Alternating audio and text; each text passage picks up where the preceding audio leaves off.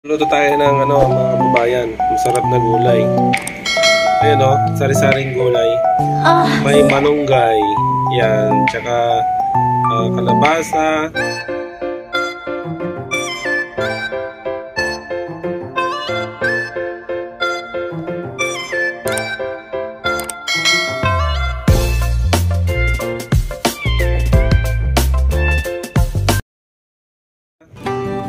Sitaw, tsaka talong.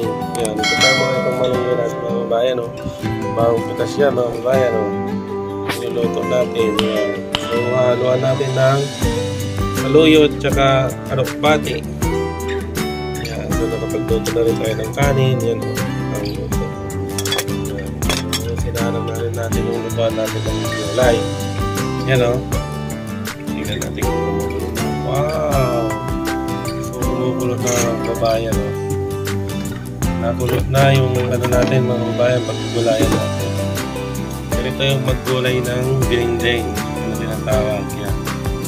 May sahog siyang isda na prito. Yan. Kababayan. So ang gagawin natin pag kumulo na, lalagyan natin ng bagoong mga kababayan, pampalasa. Yan. Tsaka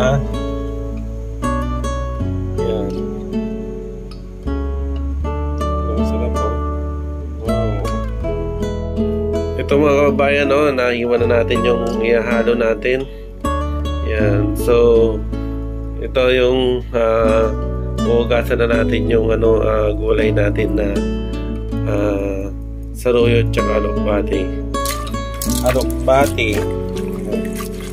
Alokbati tsaka saruyot. Yan. Inarbes lang natin dyan mga kababayan. Yan sa mga tanim natin.